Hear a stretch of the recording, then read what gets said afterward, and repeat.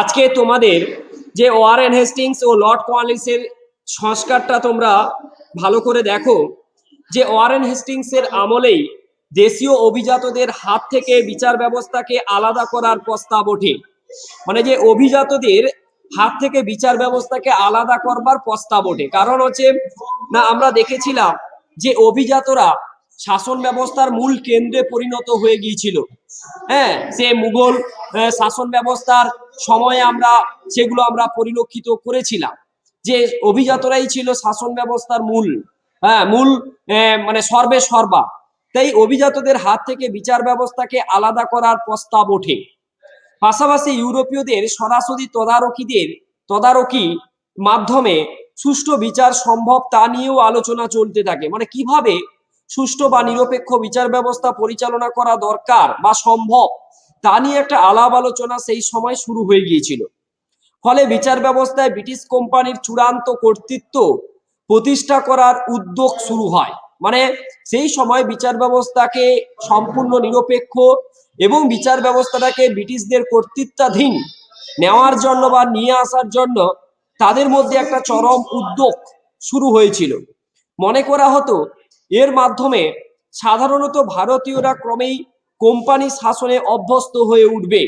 যদি আমরা একের পর এক সমস্ত ব্যবস্থার ওপর যদি আমাদের কর্তৃত্ব কায়েম করি, ব্রিটিশরা অনুভব করছে, তাহলে ভারতীয়রা ক্রমেই ব্রিটিশ শাসনে অভ্যস্ত হয়ে উঠবে। আর তেমন ভাবে তাদের যে অধীনস্থ যে অর্থাৎ বিভিন্ন এলাকায় যে নিজেদের মতো করে যে শাসন ব্যবস্থা এখনো পর্যন্ত পরিচালিত করে যাচ্ছে সেটা নির্মূল হবে। 1772 খ্রিস্টাব্দে ব্রিটিশ ইস্ট ইন্ডিয়া কোম্পানির তরফে নতুন বিচার ব্যবস্থা চালু করা হয়। কত? 1772 খ্রিস্টাব্দে। আমরা দেখেছিলাম যে 1772 খ্রিস্টাব্দে দ্বৈত শাসন ব্যবস্থার অবসান ঘটেছিল। তার ফলে এই ব্রিটিশ কোম্পানির তরফে নতুন বিচার ব্যবস্থা প্রতিষ্ঠিত করা হলো। যেমন কি করা হলো, প্রতিটি জেলাতে একটি দেওয়ানি ও ফৌজদারি আদালত তৈরি করা হলো। হ্যাঁ, প্রতিটি আদালতে প্রতিটি জেলাতে আমরা দেখলাম একটি করে অর্থাৎ আদালত, একটা দেওয়ানি আদালত আর একটা ফৌজদারি আদালত তৈরি করা হলো। তাহলে এখানেই তোমাদের প্রশ্ন জাগবে, দেওয়ানি আর ফৌজদারি কি? দেওয়ানি দেখবে অর্থাৎ সমস্ত যেটুকু অর্থাৎ তেমন ভাবে ধ্বংসাত্মক বা হিংসাত্মক কোনো কিছু ঘটনা নয়। হ্যাঁ, সেই সমস্ত প্রবলেমকে সলিউশন করবার জন্য যে আদালতে আমরা যাই সেগুলো দেওয়ানি আদালত। মূলত জমি জায়গার অর্থাৎ ব্যাপারগুলো থাকবে। আর যেগুলো মূলত দেখবে একটা হিংসাত্মক ঘটনা, খুন খারাপি অর্থাৎ যে সমস্ত ঘটনা মানে একটা চরম আকার ধারণ করে, যেগুলো অর্থাৎ রাষ্ট্রীয় বিরোধিতার একবারে চরম সীমায় অর্থাৎ পৌঁছয়, মানে আইন নিজের হাতে তুলে নেওয়া, হ্যাঁ, সেই সমস্ত বিষয়গুলোকে আমরা ফৌজদারি আদালতে নিষ্পত্তি করে থাকি। তবে আইন কানুনে মুঘল প্রভাব তখনও রয়ে গিয়েছিল। আমি বারবারই তোমাদেরকে বলেছিলাম যে ব্রিটিশ কর্তৃত্ব বিভিন্ন স্তরে তার কর্তৃত্ব প্রতিষ্ঠা করলেও সেই সময় আমরা প্রত্যেকটা স্তরে যে মুঘলের যে ছাপ বা মুঘল ব্যবস্থার যে আদল বা আদব কায়দা তখন আমরা কিন্তু লক্ষ্য করতে পারতাম।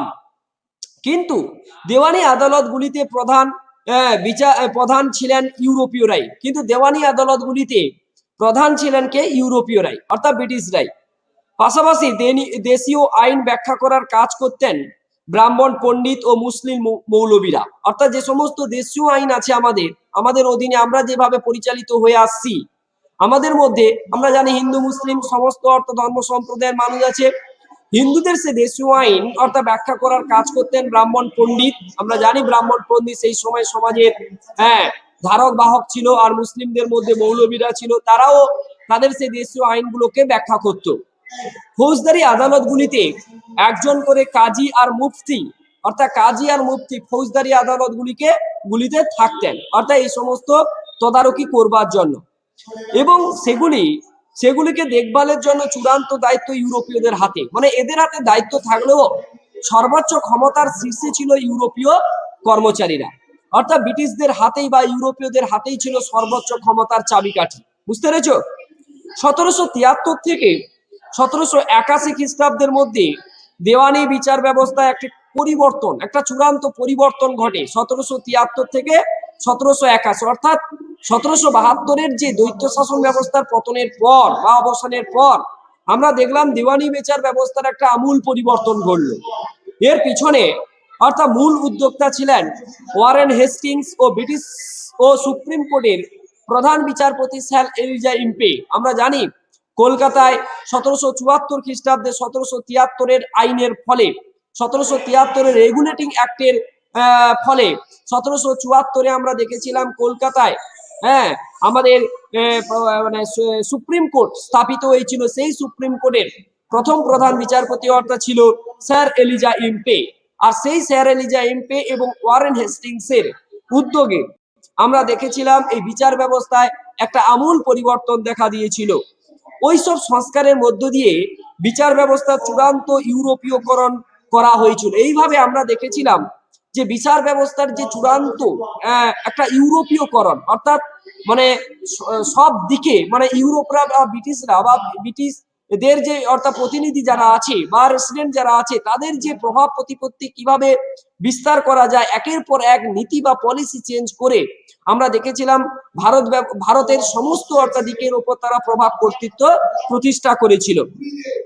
এছাড়া দেখো 1781 খ্রিস্টাব্দে বলা হয়েছিল বিচার বিভাগের সমস্ত আদেশ লিখে রাখতে হবে। বিচার ব্যবস্থার সমস্ত আদেশ মানে আমি কি নির্দেশ দিচ্ছি, কি আদেশ বা কি অর্ডার দিচ্ছি তা আমরা কিন্তু লিপিবদ্ধ থাকতো না, যে পরবর্তী বিচারপতি এসে সেগুলোকে ফলো করতে পারে। তাই আমরা দেখলাম যে 1781 খ্রিস্টাব্দে বলা হয়েছিল যে সমস্ত বিচার বিভাগের যে আদেশ নির্দেশ যা দেওয়া হচ্ছে কিনা সেগুলোকে কিন্তু লিখিত আকারে রাখতে হবে, যাতে পরবর্তী কোনো বিচারপতি অর্থাৎ এসে সেগুলোকে ফলো করতে পারে বা অনুসরণ করতে পারে বা দলিল হিসাবে থাকতে পারে। সমস্ত দেওয়ানি আদালতগুলিকে একই নিয়মের অধীনে আনা হয়েছিল, অর্থাৎ কোনো দেওয়ানি আদালত এই আইনের বাইরে থাকবে না, সমস্ত অর্থাৎ দেওয়ানি আদালতগুলোকে এর মধ্যে আসতে হবে। এবারে আমরা চলে এসো সুপ্রিম কোর্টের কথায়, যে স্যার এলিজা ইম্পে ছিল সুপ্রিম কোর্টের প্রথম প্রধান বিচারপতি। সেই রেগুলেটিং অ্যাক্ট তোমরা পড়েছো, রেগুলেটিং অ্যাক্ট একটু আগে, যে রেগুলেটিং অ্যাক্ট 1773 খ্রিস্টাব্দ অনুযায়ী 1774 খ্রিস্টাব্দে কলকাতায় একটি ইম্পেরিয়াল কোর্ট তৈরি করা হয়। হ্যাঁ, সেখানে একজন প্রধান বিচারপতি, সেখানে একজন প্রধান বিচারপতি, হ্যাঁ, আর 3 জন বিচারপতি নিয়োগ করা হয়েছিল। কিন্তু ঠিক করা হয়েছিল যে কেবল ভারতে থাকা ব্রিটিশ নাগরিকদের বিচার করবে এই কোর্ট, কিন্তু সেখানে বলা হয়েছিল কেবল ভারতে থাকা ব্রিটিশ নাগরিকদেরই অর্থাৎ বিচার করবে এই কোর্ট। অর্থাৎ সুপ্রিম কোর্ট প্রতিষ্ঠা করা হয়েছিল এই উদ্দেশ্যে যে মানে ব্রিটিশদের অর্থাৎ অধীনে থাকবে ওই কোর্ট, ব্রিটিশরাই যেহেতু প্রতিষ্ঠা করেছিল মানে ব্রিটিশদের অধীনেই থাকবে। আর এই কোর্ট কেবলমাত্র ব্রিটিশ কর্মচারীরা যারা ভারতবর্ষে আছে তাদের বিচার ব্যবস্থা পরিচালনা করার জন্য এই কোর্ট প্রতিষ্ঠা করা আছে, ভারতের মানুষদের বিচার করার জন্য নয়। বুঝতে পেরেছো? এই উদ্দেশ্যে স্থাপিত হলো। হ্যাঁ, কিন্তু ক্রমশই এই কোর্টের নানান কার্যকলাপকে ঘিরে ব্রিটিশ কোম্পানির সঙ্গে কোর্টের বিরোধিতা অর্থাৎ তৈরি শুরু হলো। কি না, কোর্ট প্রায় কোম্পানি তৈরি করা আদালতগুলির এখতিয়ারে হস্তক্ষেপ করত। কোর্ট প্রায় কি করতো, কোম্পানি তৈরি করা আদালতগুলির এখতিয়ারে হস্তক্ষেপ করত। ফলে আমরা দেখেছিলাম যে কোম্পানির মধ্যে কোর্টের একটা চূড়ান্ত বৈরিতা লক্ষ্য করা গিয়েছিল। যেমন 1781 খ্রিস্টাব্দে আইন করে ইম্পেরিয়াল তথা সুপ্রিম কোর্টের এখতিয়ার ও ক্ষমতা নির্দিষ্ট করে দেওয়া হয়। মানে 1781 খ্রিস্টাব্দে আইন করে সুপ্রিম কোর্টের কোন এখতিয়ার আমরা জানি না, প্রত্যেকটা বিচারকের বা প্রত্যেকটা আদালতের এক একটা নির্দিষ্ট তার পরিসীমা থাকে।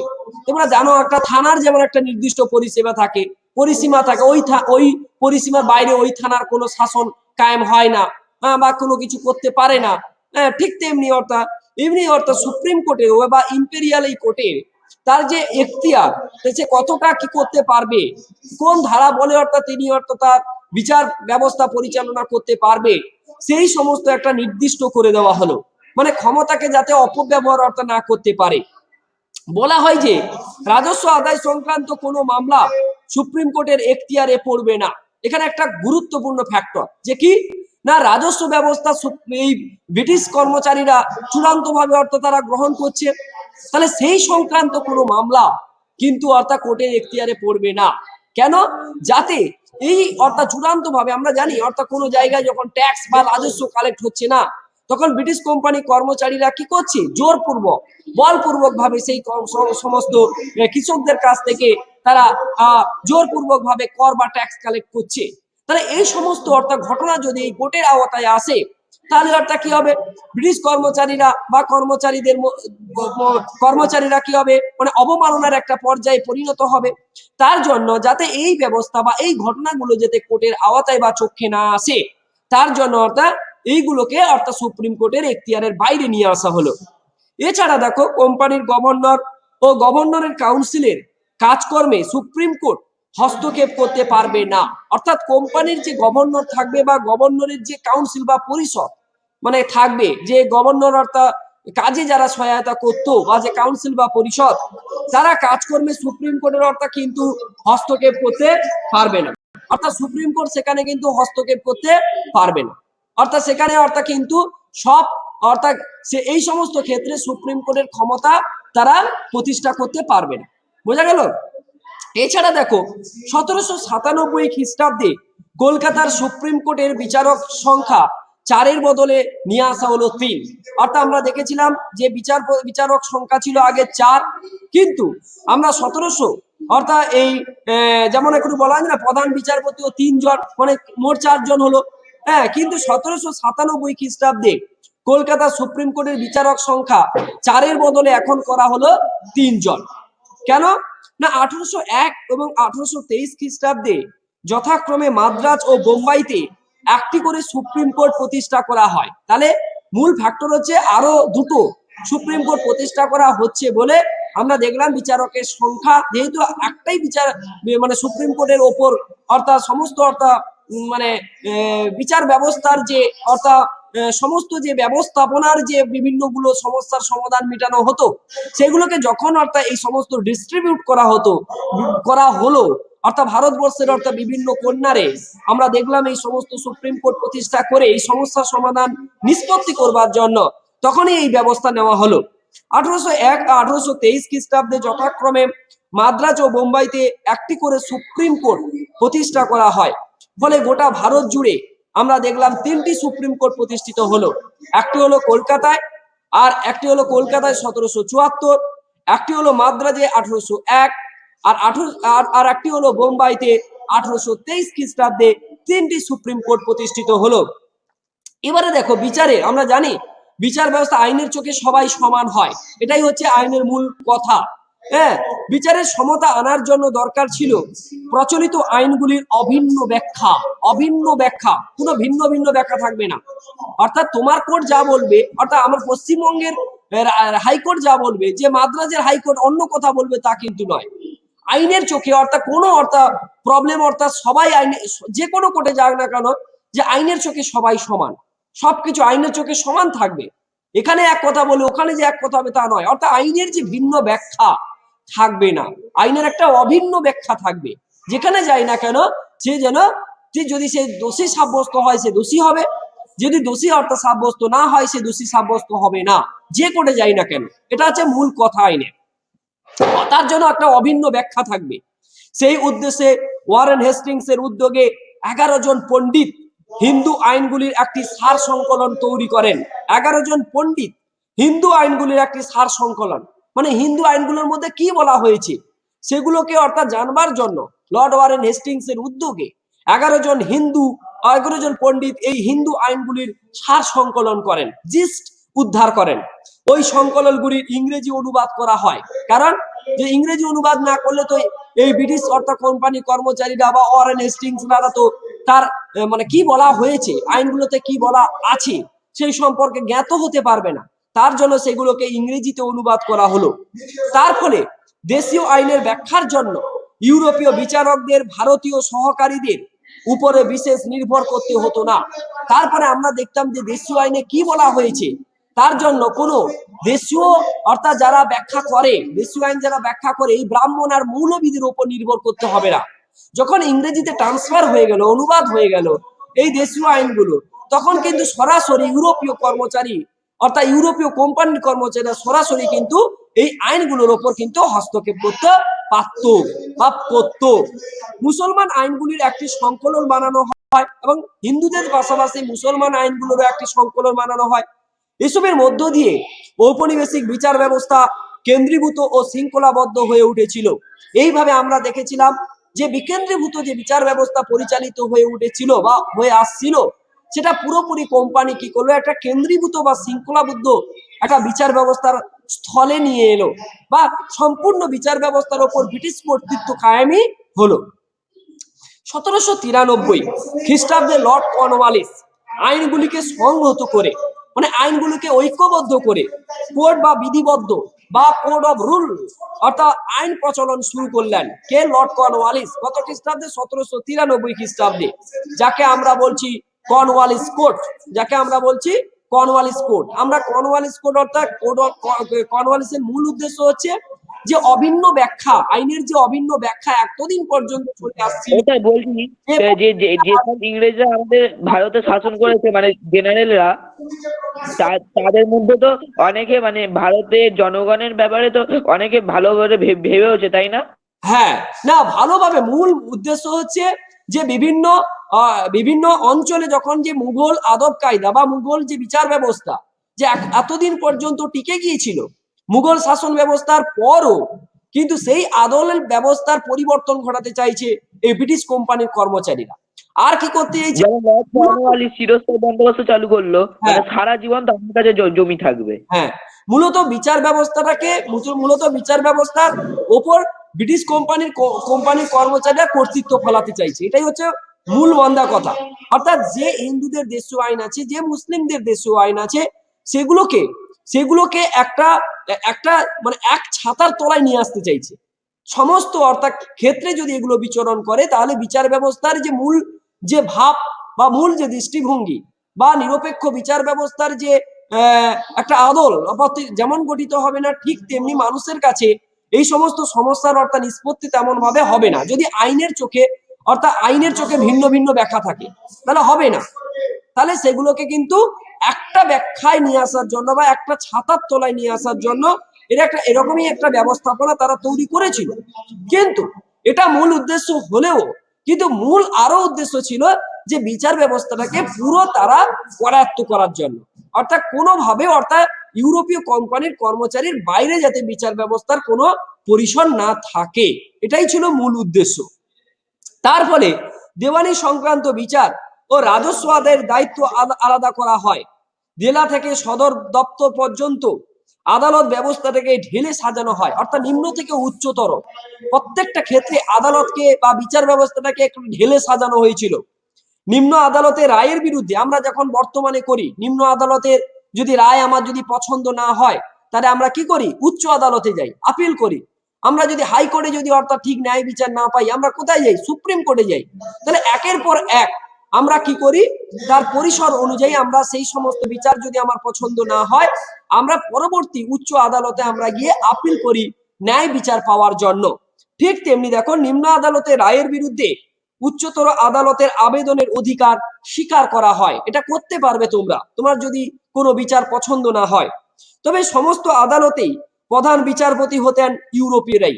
যেখানেই যাবেন অর্থাৎ তোমাদের ইউরোপীয় কোম্পানির কর্মচারীরাই প্রধান বিচারপতি হয়ে বসে আছে। তাহলে তারাই অর্থাৎ তাদের স্বার্থটাকেই আগে দেখবে, আর দেখাটাই ছিল তাদের মূল উদ্দেশ্য। তাই যেখানেই যাই না কেন একই অর্থাৎ এই বিচার বা একই যে অর্ডার কায়েমি থাকতো, একই অর্ডার অর্থাৎ তারা রাখতো, সেটাকেই বজায় রাখতো। লর্ড কর্নওয়ালিসের বিচার ব্যবস্থার সংস্কার বাস্তবে ঔপনিবেশিক বিচার কাঠামো থেকে ভারতীয়দের পুরোপুরি বাদ দেওয়া হয়েছিল। অর্থাৎ এই ভারতীয়দের যে আগে অর্থাৎ কথা বলার যে একটা জায়গা ছিল, সেই ব্যবস্থাপনাতে এই নতুন অর্থাৎ বিচার ব্যবস্থার স্থলে পুরোপুরি সেগুলোকে অর্থাৎ কি করা হচ্ছে? ডিটাচ করানো হচ্ছে, অর্থাৎ একেবারেই থাকবে না।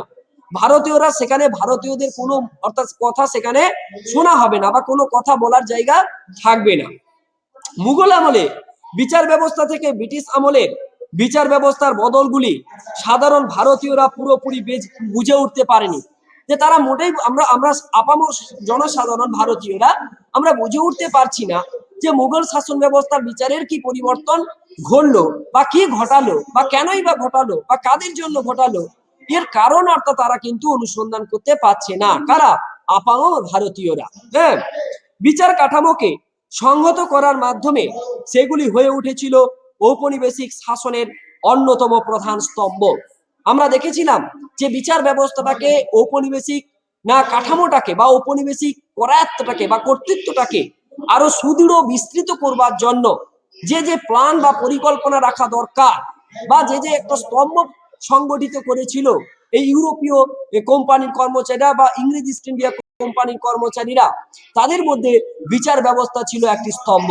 এই বিচার ব্যবস্থাকে হাতিয়ার করে তারা কিন্তু এই ভারতীয় আপামর ভারতবাসীর ওপর একটা বিচার ব্যবস্থার একটা নামক একটা তারা একটা স্তম্ভ চাপিয়ে দিয়েছিল, যাতে এই ভারতীয়রা ইংরেজদের বিরুদ্ধাচরণ করতে না পারে, যাতে ভারতীয়রা ইংরেজদের বিরুদ্ধে সোচ্চারিত হতে না পারে। এটাই ছিল তাদের মূল কথা। এবার চলে এসো লর্ড উইলিয়াম বেন্টিং এর সংস্কার। গভর্নর জেনারেল হিসাবে লর্ড উইলিয়াম বেন্টিং প্রশাসনিক অর্থাৎ ব্যয় কমাতে এবং পাশাপাশি ভূমি রাজস্ব নির্ধারণের বিষয়টিকেও বেন্টিং গুরুত্ব দিতেন। আমরা বারবারই অর্থাৎ দেখেছিলাম যে গভর্নর জেনারেল আসুক না কেন, সব সময় অর্থাৎ আমরা দেখতাম রাজস্বের উপর, রাজস্ব ট্যাক্সের উপর অর্থাৎ তারা বেশি করে জোর দিয়েছিল। এটাই ছিল তাদের মূলত আয়ের অর্থাৎ মূল উৎস। এলাহাবাদ ও বারাণসী অঞ্চলে ভূমি রাজস্ব বন্দোবস্ত গড়ে তোলার বিষয়ে তার সময় উদ্যোগ নেওয়া হয়েছিল। কোথায়? এলাহাবাদ আর বারাণসী অঞ্চলে। ওইসব অঞ্চলে মহলওয়ারি বন্দোবস্ত চালু করেছিল অর্থাৎ বেন্টিং। মহলওয়ারি বন্ধ একটা মহল অর্থাৎ কয়েকটা অর্থাৎ গ্রামের একটা সমষ্টি, হ্যাঁ কয়েকটা গ্রামের সমষ্টি একটা করে একটা মহল বানানো হলো। সেই মহলের একজন হেড থাকবে। সে কি করবে? সেই মহল অর্থাৎ সেই মহলের অর্থাৎ যে সমস্ত কৃষক থাকবে তাদের কাছ থেকে কি করবে? রাজস্ব গ্রহণ করবে। সেই রাজস্ব সরকারি কোষাগারে অর্থাৎ ব্রিটিশদের অর্থাৎ অধীনে জমা দেবে। এইভাবে অর্থাৎ মহালেরই অর্থাৎ বন্দোবস্ত সিস্টেম ব্যবস্থা চালু করেছিল লর্ড উইলিয়াম বেন্টিং। বেন্টিং এর সময় ডেপুটি ম্যাজিস্ট্রেট, ডেপুটি কালেক্টর প্রভৃতি পদে আবার ভারতীয়দের নিয়োগ করা শুরু হয়েছিল। আমরা দেখেছিলাম যে ডেপুটি যে ম্যাজিস্ট্রেট বা ডেপুটি কালেক্টর অর্থাৎ এই রাজস্ব সংক্রান্ত যে সমস্ত পদগুলো ছিল, সেই সমস্ত পদে আবার ভারতীয়দের নিয়োগ করা শুরু হয়েছিল। বেন্টিং এর আমলে তৈরি হওয়া আইনে বলা হয় কোম্পানি কর্মচারী নিয়োগের ক্ষেত্রে জাতি, ধর্ম, বর্ণের মাপকাঠির বদলে কেবল যোগ্যতা বিচার করবে। অর্থাৎ লর্ড উইলিয়াম বেন্টিং একটা সুদৃঢ় প্রস্তাব অর্থাৎ গ্রহণ করেছিল, সুদৃঢ় প্রস্তাব গ্রহণ করেছিল যে কি না, যোগ্যতা সেখানেই হবে মাপকাঠি। এখানে কোনো অর্থাৎ স্বজন পোষণ, এখানে কোনো অর্থাৎ কোনো বা রাজার পাশাপাশি বা শাসকের পাশাপাশি কেউ থাকলে তাকে যে মূল দায়িত্বে বা মূল অর্থাৎ গুরুত্বপূর্ণ প্রশাসনিক পদে বসিয়ে দেওয়া হবে তা কিন্তু নয়। যোগ্যতার উপর বিচার করে যে কেউ, সে ভারতীয় হতে পারে, ইংরেজিও হতে পারে, সবাই অর্থাৎ যাদের অর্থাৎ যোগ্যতা থাকবে সেই যোগ্যতা সম্পন্ন ব্যক্তিকে গুরুত্বপূর্ণ পদে বসানো হবে, লর্ড উইলিয়াম বেন্টিং তার আইনে বলেছিল। উঁচু পদে নিয়োগ করলেও ভারতীয় কোম্পানির কর্মচারীদের বেতন কম দেওয়া হতো। অর্থাৎ আমরা দেখে উঁচু পদ পেতে পারে, কিন্তু ভারতীয়দের যে স্যালারি পাওয়া দরকার বা যে বেতন পাওয়া দরকার, ইউরোপীয় কোম্পানির কর্মচারীরা সেই পদে বসে যে টাকা পাচ্ছে বা যে বেতন পাচ্ছে, ভারতীয়রা সেই পদে বসে কিন্তু তার সামান্যতম টাকা পাচ্ছে, সেম টাকা পাচ্ছে না। একই অর্থাৎ বেতন অর্থাৎ ভূ কর্মচারী হিসাবে পরিগণিত হয়নি। পদ একই হতে পারে কিন্তু বেতনভোগ কর্মচারী হিসাবে পরিগণিত হতে পারেনি। এইভাবে অর্থাৎ বৈষম্য চোখে অর্থাৎ দেখা হতো ভারতীয় কর্মচারীগুলোকে। উত্তর ও মধ্য ভারতে যোগ্যতা বিচার করবে বলছে, অর্থাৎ আমরা দেখলাম যে বেতন কম দেওয়া হতো। উত্তর ও মধ্য ভারতে সক্রিয় ঠগী দস্যুদের দমন করার জন্য কর্নেল স্লিম্যানের নেতৃত্বে একটি বিশেষ বিভাগ তৈরি করেন বেন্টিং। আমরা দেখেছিলাম সেই সময় অর্থাৎ যে সমস্ত ঠগী দস্যু ছিল অর্থাৎ মারাঠা অর্থাৎ দস্যুপনা ছিল, তাদেরকে দমন করবার জন্য লর্ড উইলিয়াম বেন্টিং একটা উদ্যোগ গ্রহণ করলো। কর্নেল স্লিম্যানের নেতৃত্বে একটা বিশেষ বিভাগ গঠন করলো এই ঠগী দস্যুদের দমন করবার জন্য। আমরা দেখেছিলাম দ্রুতই অর্থাৎ স্লিম্যান ঠগী দস্যুদের দমন করেছিলেন। দ্রুতই অর্থাৎ এই ঠগী দস্যুদের অর্থাৎ দমন করেছিলেন। আমরা দেখেছিলাম যে বিভিন্ন পদ্ধতি আমরা সেই সময় অর্থাৎ দেখেছিলাম, মারাঠা ডিজ বা মারাঠা খাল খনন করে যেমন অর্থাৎ বর্গিয়ানাকে ঠেকানো হয়েছিল, ঠিক তেমনি একই অর্থাৎ পদ্ধতিগুলো অনুসরণ করে এই অর্থাৎ এই ঠগী দস্যুদের অর্থাৎ দমন করা হয়েছিল অর্থাৎ লর্ড উইলিয়াম বেন্টিং এর নেতৃত্বে এবং স্লিম্যানের উদ্যোগে বা নেতৃত্বে। এইভাবে অর্থাৎ উভয় প্রচেষ্টার ফলে আমরা দেখেছিলাম এই বিদেশি অর্থাৎ এই আক্রমণকারীদের অর্থাৎ ঠেকানো হয়েছিল। এবারে চলে এসো ঔপনিবেশিক কর্তৃত্ব প্রতিষ্ঠার বিভিন্ন প্রকরণ। 1784 অর্থাৎ খ্রিস্টাব্দে পিট প্রণীত আইনের ফলে ব্রিটিশ ইস্ট ইন্ডিয়া কোম্পানির কার্যকলাপের উপর ব্রিটেনের পার্লামেন্টের নিয়ন্ত্রণ সুদৃঢ় হয়েছিল।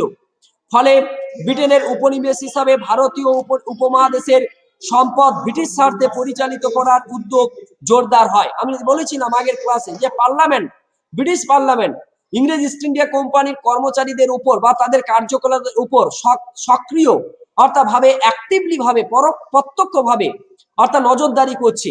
আর সেই নজরদারি করার ফলে আমরা দেখেছিলাম ভারতীয় উপমহাদেশের যে সম্পদ সেগুলো শুধু কোম্পানির কর্মচারীদের স্বার্থে ব্যবহার হয়নি, সেগুলোকে ব্রিটিশ স্বার্থে পরিচালিত করবার একটা উদ্যোগ দেখা দিয়েছিল।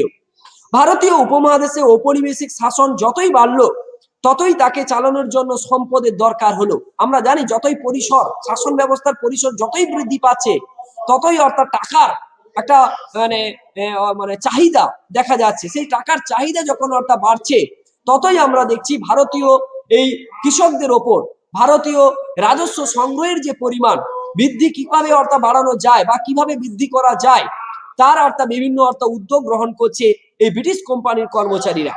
ফলে শাসন চালানোর সম্পদ ও নিয়ন্ত্রণের জন্য প্রয়োজন হলো দক্ষ শাসন যন্ত্রের। আর সেই ব্যবস্থাটাকে সুচারুভাবে পরিচালনা করবার জন্য আমাদের দরকার দক্ষ শাসন ব্যবস্থা। আর দক্ষ শাসক বা দক্ষ শাসন ব্যবস্থা যদি না থাকে এইভাবে অর্থাৎ বৃহত্তর প্রশাসনিক ব্যবস্থাকে পরিচালনা করা সম্ভবপর হবে না। আর যদি বৃহত্তর শাসন ব্যবস্থাকে পরিচালনা করা সম্ভবপর না হয় তাহলে আপামর ভারতীয়রা কি করবে? এই ব্রিটিশদের অর্থাৎ বিরুদ্ধাচরণ করবে, তাদের বিরুদ্ধে রুখে দাঁড়াবে এবং ভারতীয় উপমহাদেশে শাসন পরিচালনা ব্যবস্থা অর্থাৎ তেমন ভাবে অর্থাৎ করা যাবে না। গোটা দেশে কোম্পানি অধিকৃত অঞ্চলগুলিতে একই রকম শাসন চালু করা হয়। 1813 খ্রিস্টাব্দে পর্যন্ত কোম্পানি ভারতীয় শাসকের মতো করে শাসন চালাতো। কত? 1813 খ্রিস্টাব্দ পর্যন্ত কোম্পানি সরাসরি অর্থাৎ ভারতীয় শাসক যেমন অর্থাৎ আমরা সুলতানি মুঘল অর্থাৎ পিরিয়ড শাসন ব্যবস্থা অর্থাৎ যেমন পরিচালনা করতো, ঠিক তেমনি অর্থাৎ ভাবে আমরা দেখছি শাসন ব্যবস্থা পরিচালনা করছে সেই কোম্পানির কর্মচারীরা। ঠিক তেমনি অর্থাৎ ভাবে তারা যেন তাদের সেই প্রধান শাসকের মতো ভূমিকা পালন করত। কিন্তু আমরা দেখলাম ধীরে ধীরে একটা পরিস্থিতি পরিবর্তন ঘটলো। কি সেই পরিস্থিতিতে অর্থাৎ সুষ্ঠু শাসনের উদ্দেশ্যে ঔপনিবেশিক শাসন যন্ত্রটিকে ঢেলে সাজানো দরকার হয়ে পড়েছিল। বিচার ব্যবস্থার পাশাপাশি পুলিশ ও সেনা ব্যবস্থা ও আমলাতন্ত্রের মধ্য দিয়ে সেই ঔপনিবেশিক শাসনতন্ত্র বাস্তবগ্রাহ্য রূপ পেয়েছিল। অর্থাৎ যে কোম্পানির কর্মচারীরা এতদিন প্রধান শাসকে পরিণত হয়েছিল, ব্রিটিশ সরকার বা ইংরেজ সরকার সরাসরি হস্তক্ষেপ করতো না। কিন্তু আমরা দেখলাম 1813 খ্রিস্টাব্দের আইনের পর বা আইনের ফলে আমরা দেখেছিলাম যে এদের ব্রিটিশ ইস্ট ইন্ডিয়া কোম্পানির কর্মচারীদের ওপর কার্যকলাপের ওপর ইংরেজ সরকার অর্থাৎ ডাইরেক্টলি অর্থাৎ ভাবে তারা নজরদারি রাখছে এবং তারা কিভাবে অর্থাৎ শাসন ব্যবস্থা পরিচালনা করছে বা কোথায় কি করলে আরো ভাবে অর্থাৎ সুষ্ঠুভাবে শাসন ব্যবস্থা পরিচালনা করা যায় বা আরো কি ব্যবস্থা পরিচালনা করলে আরো সুষ্ঠুভাবে ভারতীয় মানুষদের কাছে সুষ্ঠু শাসন ব্যবস্থা নিয়ে উপহার যায়, সেই জন্য অর্থাৎ একটা সঠিক শাসনতন্ত্র নির্মাণের জন্য আমরা দেখেছিলাম ইংরেজ সরকার উদ্গ্রীব হয়েছিলেন বা ইংরেজ সরকার অর্থাৎ বিভিন্ন প্রয়াস গ্রহণ করেছিলেন। সেই প্রয়াসের মধ্যে একটা গুরুত্বপূর্ণ প্রয়াস হচ্ছে পুলিশি ব্যবস্থা। সেই পুলিশি ব্যবস্থা কেমন ছিল? মুঘল অর্থাৎ পুলিশ ব্যবস্থায় আমরা মুঘল ব্যবস্থাটাকে আগে দেখে নিই, তারপরে কিভাবে চেঞ্জ ঘটলো এই ইংরেজদের অর্থাৎ দৌলতে আমরা দেখব। মুঘল পুলিশ ব্যবস্থায় ফৌজদার, কোতোয়াল, চৌকিদারদের ক্ষমতা ছিল সবচেয়ে বেশি। ইংরেজ ইস্ট ইন্ডিয়া কোম্পানি বা ব্রিটিশ ইস্ট ইন্ডিয়া কোম্পানি যখন দেওয়ানি লাভ করে তখন এই ব্যবস্থাই চালু ছিল। আমরা যখন দেখলাম যে দেওয়ানি লাভ করলো তখনও পর্যন্ত এই ফৌজদার, কোতোয়াল, চৌকিদারদের ক্ষমতা তখনও পর্যন্ত অক্ষুণ্ণ ছিল। কিন্তু 1770 খ্রিস্টাব্দে বাংলায় যখন বা 1176 বঙ্গাব্দে বাংলায় যখন 76-এর মন্বন্তর পরিবর্তন লক্ষ্য করা গেল তখনই আমরা দেখলাম সামাজিক অর্থাৎ আইন অর্থাৎ শৃঙ্খলার একটা অবনতি, খাদ্যের জন্য অর্থাৎ হানাহানি, খাদ্যের জন্য একটা তীব্র সংকট লক্ষ্য করা গেল, অর্থাৎ অনাহারে মানুষ মৃত্যুবরণ করলো। সেই সময় একটা আইন শৃঙ্খলার একটা চূড়ান্ত অবনতি ঘটে গিয়েছিল। সেই সময় মুঘল আমলে পুলিশি ব্যবস্থা বিশেষ কার্যকরী ছিল না, কিন্তু সেই সময় আমরা দেখেছিলাম মুঘল শাসন ব্যবস্থার যে পুলিশি ব্যবস্থা তেমন ভাবে এই সঠিক অর্থাৎ দুর্ভিক্ষের অর্থাৎ পরিবেশ থেকে বা দুর্ভিক্ষকে কিভাবে অর্থাৎ ঠিক একটা জায়গায় নিয়ে যাওয়া সম্ভব তা কিন্তু সঠিক অর্থে রূপায়ণ বা সঠিক দিক নির্দেশ করতে পারেনি। তাই পুলিশ ব্যবস্থাকে ইউরোপীয় তদারকির অধীনে ঢেলে সাজানোর দরকার হয়ে পড়েছিল। কারণ ক্রমশ বাড়তে থাকা আইন শৃঙ্খলার অবনতি, সেই সময় এতটাই চরম আইন শৃঙ্খলার অবনতি ঘটেছিল, মুঘল শাসন ব্যবস্থার পুলিশি ব্যবস্থা কিন্তু তেমন ভাবে এই আইন শৃঙ্খলার অবনতি ঠেকাতে পারেনি। তাই ব্রিটিশ কোম্পানি কর্মচারী বা ইংরেজ সরকার মনে করেছিল যে এর একটা সুষ্ঠু সমাধান দরকার। সেই সুষ্ঠু সমাধানের উদ্দেশ্যে বা আইন শৃঙ্খলা অবনতি অর্থাৎ ঠেকানোর উদ্দেশ্যে ঔপনিবেশিক শাসনের পক্ষে আমরা দেখেছিলাম একটা সুষ্ঠু মীমাংসা তৈরি করবার জন্য সঠিক পুলিশি ব্যবস্থা গ্রহণ করেছিল। 1781 খ্রিস্টাব্দ পর্যন্ত পুরনো ফৌজদারি ব্যবস্থা চললেও শেষ পর্যন্ত ফৌজদারদের জায়গায় ইংরেজ ম্যাজিস্ট্রেটদের অর্থাৎ বসানো হয়েছিল। আমরা যে ফৌজদার দেখলাম না মুঘল শাসন ব্যবস্থায়, তার জায়গায় ইংরেজ অর্থাৎ ম্যাজিস্ট্রেট অর্থাৎ ইংরেজ অর্থাৎ কোম্পানির অনুগত বা ইংরেজ ইস্ট ইন্ডিয়া কোম্পানির কোনো কর্মচারীকে সেখানে বসানো হলো এই পুলিশি শাসন ব্যবস্থাটাকে দেখভাল করবার জন্য। তাহলে দেখো গুরুত্বপূর্ণ পথ অর্থাৎ তারা কিন্তু কেড়ে নিল। 1793 খ্রিস্টাব্দে লর্ড কর্নওয়ালিস জেলাগুলি দেখভাল করবার জন্য পুলিশ থানা অর্থাৎ ব্যবস্থা, আমরা জানি প্রত্যেকটা অঞ্চলে আমরা দেখি অর্থাৎ পুলিশি ব্যবস্থা আছে, পুলিশের থানাগুলো আছে, অর্থাৎ তার অঞ্চলগুলোকে অর্থাৎ সঠিক নিরাপত্তা দেওয়ার জন্য বা সঠিক যাতে আইন শৃঙ্খলা ঠিক থাকে তার জন্য দেখভাল করবার জন্য। ঠিক তেমনি এইভাবে লর্ড কর্নওয়ালিস অর্থাৎ দেখেছিল যে এই সমস্ত অর্থাৎ জেলাগুলোর অর্থাৎ দেখভাল করবার জন্য প্রত্যেকটা স্থানীয় স্তরে এক একটা পুলিশ থানা থাকা দরকার। তাই উদ্দেশ্যে আমরা দেখলাম পুলিশ থানা ব্যবস্থা চালু করেছিল। প্রতিটি থানার দায়িত্ব পায় দারোগা, তাদের নিয়ন্ত্রণ করতো ম্যাজিস্ট্রেটরা, এবং থানার যে মূল থাকতো অর্থাৎ কে দারোগা, আবার সেই দারোগাকে পরিচালনা করতো কে ম্যাজিস্ট্রেটরা, যে ম্যাজিস্ট্রেটরা ফৌজদারদের অধীনে বসলো। স্থানীয় অঞ্চলে সাধারণ মানুষের কাছে দারোগাই ছিল কোম্পানির শাসনের ক্ষমতা ও কর্তৃত্বের প্রতীক। স্থানীয় মানুষরা সেই দারোগার অধীন যেত কোনো বিচার পাওয়ার জন্য বা কোনো কিছু অর্থাৎ সঠিক কোনো কিছু প্রবলেমের অর্থাৎ সলিউশনের জন্য সেই দারোগাই থাকতো, আর তারাই সেই দারোগাকেই মনে করতো যে কোম্পানি শাসনের অর্থাৎ ক্ষমতা বা কর্তৃত্বের মূর্ত প্রতীক এবং সঠিকও মনে করতো। কিন্তু স্থানীয় জমিদারদের সঙ্গে দারোগারা সমঝোতা করে চলতো, অর্থাৎ কারা? স্থানীয় জমিদারদের অধীনে। আমরা বলেছিলাম যে জমিদাররাই কেবলমাত্র সেই সময় অর্থাৎ মুঘল শাসন ব্যবস্থার কাল থেকে বা সময় থেকে জমিদাররা স্থানীয় অঞ্চলে বা স্থানীয় স্তরে তারাই সর্বেসর্বা ছিলেন, তারাই কৃষকদের লিড করত, তারাই অর্থাৎ কৃষকদের সঠিকভাবে পরিচালনা করত, তারাই স্থানীয় স্তরের মানুষদের লিড করতো বা পরিচালনা করত।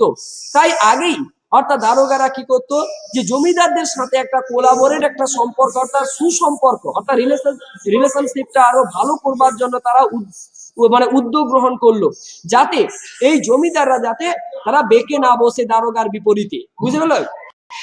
ফলে সাধারণ মানুষের উপর চলতো জমিদার ও দারোগার যৌথ পীড়ন। তখনই অর্থাৎ তাদের উদ্দেশ্য যখনই একই হয়ে গেল, অর্থাৎ জমিদারদের স্বার্থ আর দারোগাদের স্বার্থ উভয়ে কি করলো, তারা কৃষকদের ওপর উৎপীড়ন শুরু করলো, কৃষকদের ওপর অত্যাচার শুরু করলো, কৃষকদের ওপর শোষণ শুরু করলো।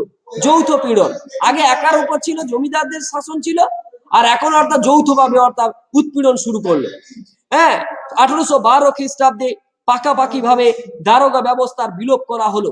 যখনই এই উৎপীড়নের পরিমাণ যখন বৃদ্ধি পেল, তখন আমরা দেখলাম মানুষরা ঐক্যবদ্ধ হলো, তখনই ব্রিটিশ সরকার বাধ্য হয়ে 1812 খ্রিস্টাব্দে পাকাপাকি ভাবে এই দারোগা ব্যবস্থার অর্থাৎ অবসান ঘটানো হলো। তার বদলে গ্রামের দেখভালের দায়িত্ব দেওয়া হলো কালেক্টরকে, একজনকে তো বসাতে হবে, সেই দারোগার বদলে দেখা হলো দায়িত্ব দেওয়া হলো কালেক্টরকে। কালেক্টর যেমন রাজস্ব ব্যবস্থা দেখবে তেমনি নিরাপত্তা ব্যবস্থাও দেখবে। ফলে আবারও রাজস্ব আদায় ও আরক্ষার দায়িত্ব একজনের হাতেই চলে যায়। মানে আগে কালেক্টর কি করতো, এই রাজস্ব আদায় অর্থাৎ সংক্রান্ত অর্থাৎ দেখভাল দেখাশোনা করতো, তাকে এই সমস্ত নিরাপত্তার দেখভাল অর্থাৎ দেখভাল করার জন্য দায়িত্ব দিয়ে দেওয়া হলো, অর্থাৎ দুটো দায়িত্ব দেওয়া হলো ওই কালেক্টরকে। রাজস্ব আদায়, পুলিশি দমন পীড়ন চালাতে থাকে রাজস্ব বিভাগের কর্মচারীরাই। তারাও আমরা দেখলাম যে এই মানে কর্মচারীদের মানে ভারতীয় কৃষকদের ওপর বা ভারতীয় মানুষদের ওপর বিভিন্ন ভাবে অর্থাৎ তারা আবার অর্থাৎ অত্যাচার চালাতে শুরু করলো। কিন্তু এরকম আপাত সংস্কারের মধ্যে দিয়েই পুলিশি ব্যবস্থাকে ঔপনিবেশিক কর্তৃত্ব প্রতিষ্ঠার উপযোগী করে তোলা যায়নি। ব্রিটিশ কোম্পানির মূল লক্ষ্য ছিল পুলিশি ব্যবস্থার মাধ্যমে আইনের শাসন অর্থাৎ রুল অফ ল আইনের শাসন অর্থাৎ প্রতিষ্ঠা করা, অর্থাৎ আইনের চোখে সবাই হবে সমান, আইনের ঊর্ধ্বে কেউ থাকবে না, এটাই ছিল আইনের মূল উদ্দেশ্য, বা এটাই প্রতিষ্ঠা করতে চেয়েছিল ব্রিটিশ কোম্পানিরা। কিন্তু সেই উদ্দেশ্যে পুলিশি ব্যবস্থার নানা রকম সংস্কার করা হতে থাকে। আর সেই উদ্দেশ্যে আমরা দেখেছিলাম পুলিশি ব্যবস্থা ধাপে ধাপে একটা সংস্কার ঘটানো হয়েছিল। শেষ পর্যন্ত 1843 খ্রিস্টাব্দে সিন্ধু অঞ্চলে নতুন ধাঁচের পুলিশি ব্যবস্থা প্রয়োগ করা হয়। কত? 1843 খ্রিস্টাব্দে নতুন ধাঁচের একটা পুলিশি ব্যবস্থা অর্থাৎ প্রয়োগ করা হয়। ক্রমে আলাদা পুলিশি অর্থাৎ আইন বানানো হয়। ধীরে ধীরে ঔপনিবেশিক কর্তৃত্ব প্রতিষ্ঠা ও প্রদর্শনের অন্যতম হাতিয়ার হয়ে উঠেছিল এই পুলিশি ব্যবস্থা। এইভাবে আমরা দেখেছিলাম যে একের পর এক আইন অর্থাৎ প্রণয়ন করে একের পর এক কিভাবে ভারতীয় মানুষের ওপর তাদের আধিপত্য প্রতিষ্ঠা করা যায় এই পুলিশি ব্যবস্থার মধ্য দিয়ে। এইভাবে অর্থাৎ আমরা দেখেছিলাম যে সমস্ত অর্থাৎ গভর্নর অর্থাৎ জেনারেলরা অর্থাৎ ইংরেজ ইস্ট ইন্ডিয়া কোম্পানির হয়ে এসেছিল, ইংরেজ সরকারের হয়ে এসেছিল, অর্থাৎ সেই সমস্ত অর্থাৎ ক্ষেত্রে প্রতিটি ক্ষেত্রে তারা এই পুলিশি ব্যবস্থাটাকে অর্থাৎ বিভিন্নভাবে সংস্কার করে কিভাবে অর্থাৎ ভারতীয় মানুষের ওপর তাদের আধিপত্য প্রতিষ্ঠা করা যায় সেই